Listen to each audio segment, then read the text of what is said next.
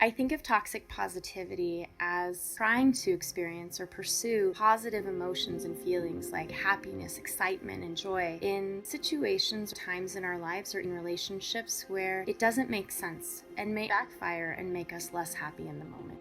As a westernized society, we place a lot of emotional value on feeling positive, on feeling happy. It's something that we think we ought to experience or that we put a lot of effort into trying to pursue. And although there's certainly nothing wrong with wanting to feel good, I think it may become toxic when we feel that it should come at the expense of feeling appropriate negative emotions in certain stressful situations. This is a time of incredible stress, anxiety about one's health or one's family's health, uncertainty about the future, racial and social justice movements, natural wildlife disasters. And this isn't a time where people should be forced to try to think about the positive side, to try to put a smiling face on understandably very disruptive and disturbing and deeply concerning things happening in our world. And we ought to feel worried where anger in the face of racism and social injustice can really mobilize us to change the way our society functions. And certainly where sadness when we experience times of loss or loneliness. And what we find is it's not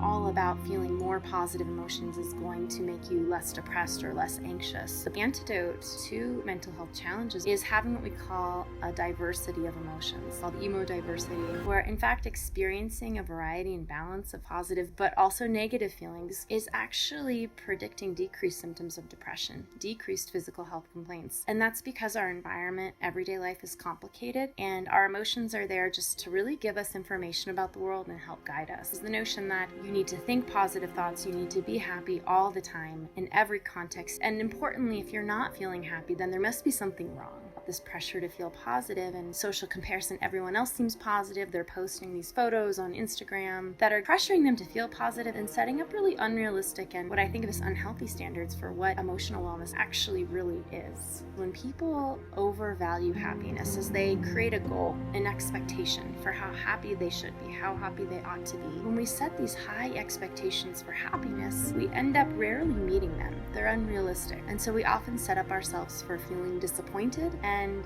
understandably what we call paradoxically feeling less happy. Especially we find that those young adults who pursue happiness more or who say they prioritize pursuing happiness, they're actually more likely to report lower levels of positive feelings while watching a positive film or thinking about a positive event. And what we know about happiness is it doesn't come when you want it as the goal. It often comes as almost a byproduct of doing things that are meaningful to you and fostering rich social connections with others. When emotions come up, especially ones that may feel uncomfortable or unpleasant, to simply notice and describe them, and rather than respond to them with criticism or trying to suppress them, to simply just be aware of them. There's a brand of therapy called dialectical behavior therapy, or DBT, that also encourages people to think of your emotions like a wave. So this metaphor of they rise, they're intense, but they don't last forever too. Rather than sort of respond to them with judgment or fear or discomfort, to pause and I often say reflect on what is this trying to tell me? What might be going on right now that I might have that emotion? Friends and family can be some of our most powerful emotion regulation aids. They can be the people who can help us get out of sticky thought cycles by giving us perspective, by helping us distance. Students often talk about after maybe a breakup they've had, they go to their friends who help them gain perspective and acknowledge that that partner of theirs was really a jerk anyhow, or whatever your friends may say to you, but helping you acknowledge but also helping you move forward. So I would say it depends on what kind of friends students have. Are they the friends that are going to be there for them and listen to them share negative and positive emotional news and help them then cope and move ahead?